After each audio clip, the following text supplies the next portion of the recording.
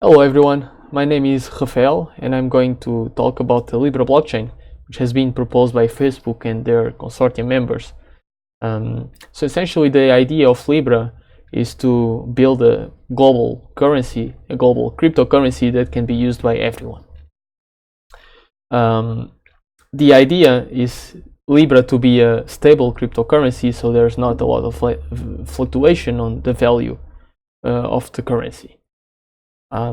This cryptocurrency, Libra, is backed by normal currencies like the dollar or the euro. Okay, there are also lots of elements from the Libra white paper, which you can see if you are interested in knowing how it works in detail. So essentially, the Libra blockchain comprises several entities: clients, validator nodes, and developers.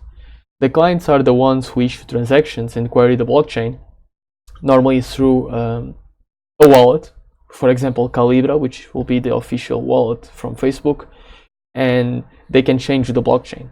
So as you can see on the picture, the blockchain is a set of states, and each state maps all the accounts and their respective values associated with the accounts.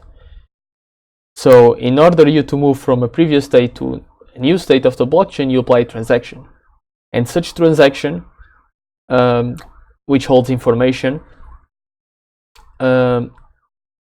each transaction powers the transition of states.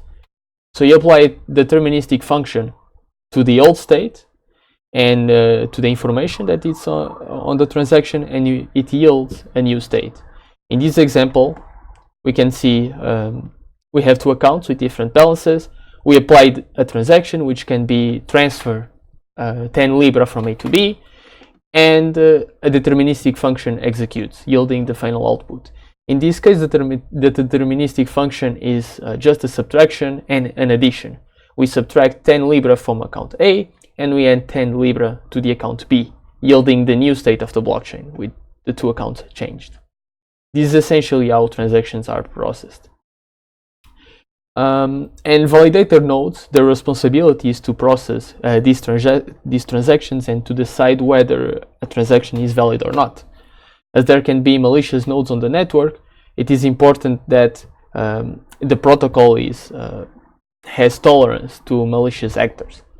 In the case of Libra, they implemented a protocol called Libra BFT, which aims to support attacks from malicious nodes.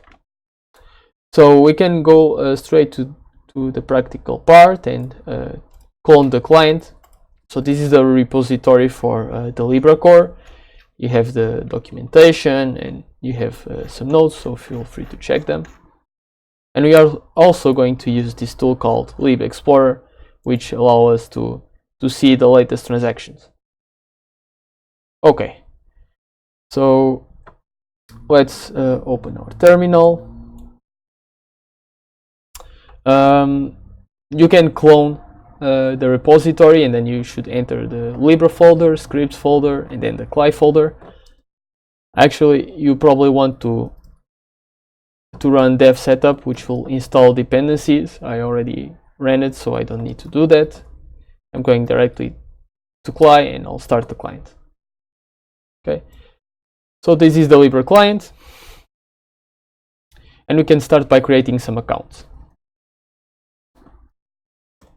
I'll create 4 accounts in fact, and then I can list the accounts to see what happened. Okay, so in my case, I already created 3 accounts before. Account with the index number 0, 1, and 2, and this new account I created, it's completely new. You can see that, so the index is just a way of your wallet to identify your accounts in a unique way. It's the way to refer to your accounts. The sequence number holds how many transactions your account has issued. So for example, how many transfer transactions it has issued.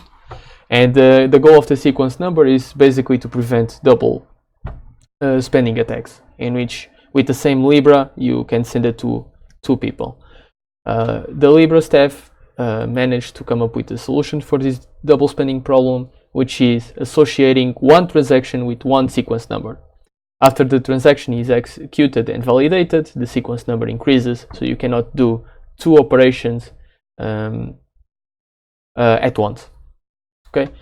The status of the first three accounts are persisted because I already issued transactions with them, and so that the information appears on the Libra blockchain, whereas in the last one no transaction has been issued so far.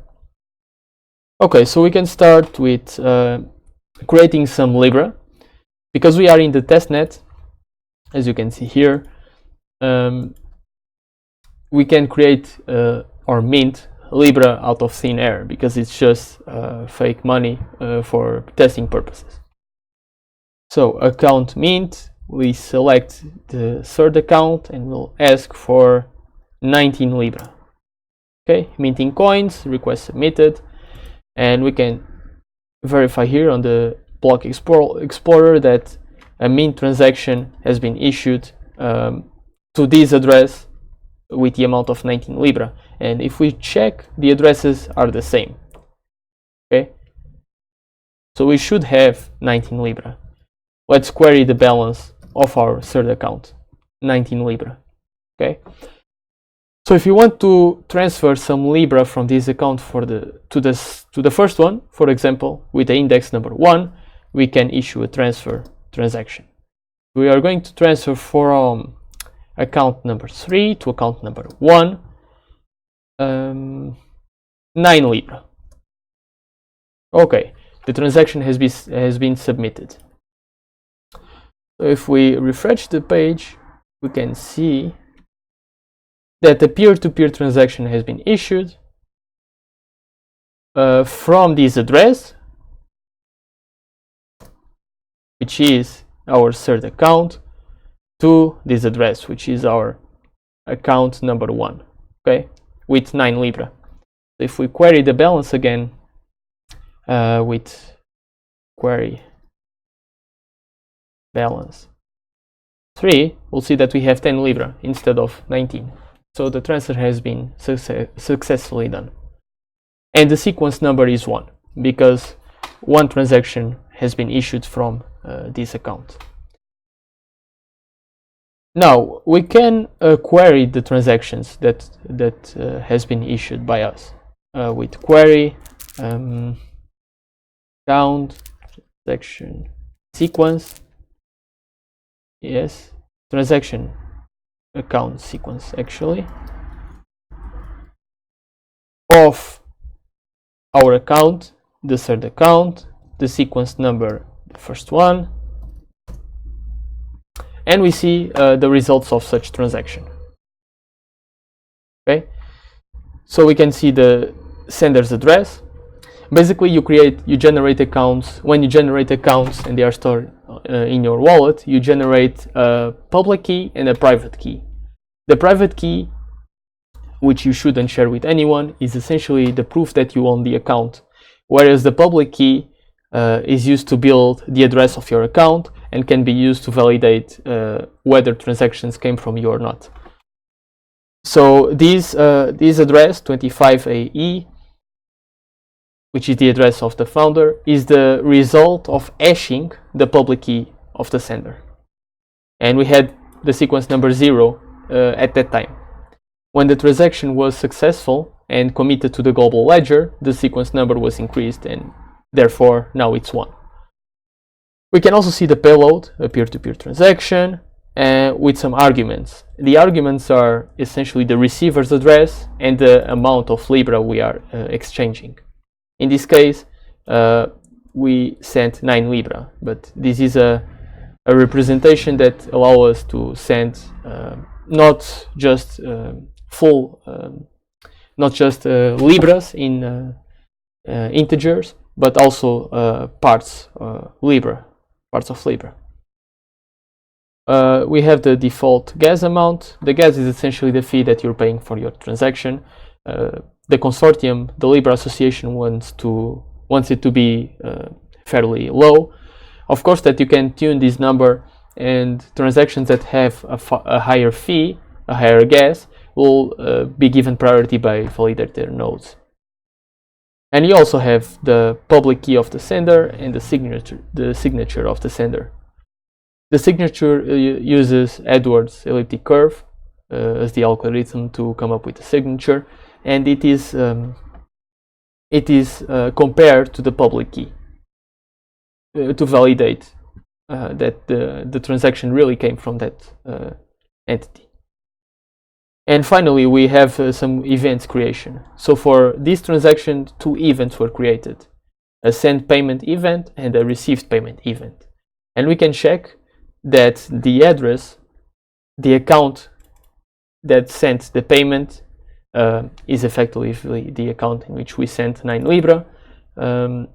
And on the other hand, the account which has received 9 Libra, it's the account that we have sent 9 Libra. So this finalizes our short demo.